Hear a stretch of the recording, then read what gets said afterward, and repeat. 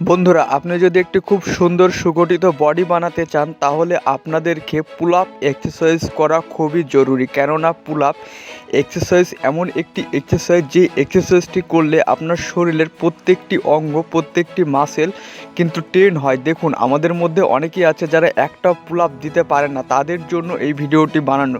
কেননা এই ভিডিওতে আপনি শেষ পর্যন্ত দেখুন, তাহলে যারা পুল আপ দিতে পারে না তাহলে খুব সহজেই তারা পুল আপ দিতে পারবে, মানে এই পুল আপ এক্সারসাইজ করতে পারবে। দেখুন, পুল আপ এক্সারসাইজ করার জন্য আপনাকে জিমে যাওয়া লাগবে না, আপনি বাড়িতেই করবেন। নর্মালি আমরা যখন পুল আপ এক্সারসাইজ করি তখন কোনো বারকে করি বা কোনো আমাদের ঘরের সানসাইডকে বা কোনো দেওয়ালকে ধরে বা কোনো গাছের ডালকে ধরে আমরা দেওয়ার চেষ্টা করি।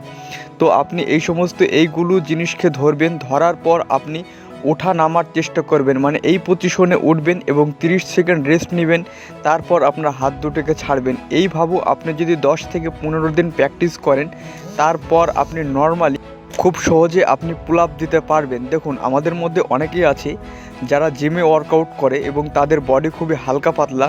তারা এটা মনে করে যে জিমে ওয়ার্কআউট করলে, মানে এক্সারসাইজ করলে তাদের বডি দ্রুত হবে, কিন্তু আসলে এটি ভুল। আপনি যদি নিয়মিত বাড়িতেও এক্সারসাইজ করেন তাহলে আপনার বডি খুব সহজে হয়ে যাবে। তো যারা বাড়িতে এক্সারসাইজ করেন, মানে ওয়ার্কআউট করেন, তারা এই পুল আপ এক্সারসাইজটি করবেন। আসুন এবার জেনে নিই, যারা পুল আপ এক্সারসাইজ করতে পারেন না তারা কিভাবে পুল আপ করা শিখবেন।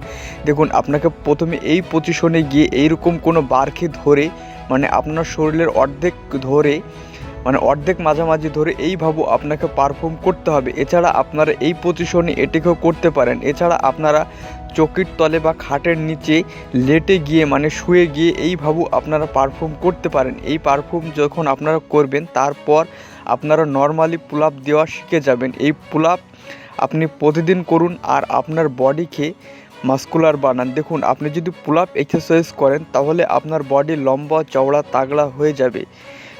তো ভিডিওটি আজকের জন্য এই পর্যন্তই। ভিডিওটি ভালো লাগলে ভিডিওতে লাইক করুন আর আমাদের চ্যানেলটি সাবস্ক্রাইব করে আমাদের পাশে থাকবেন।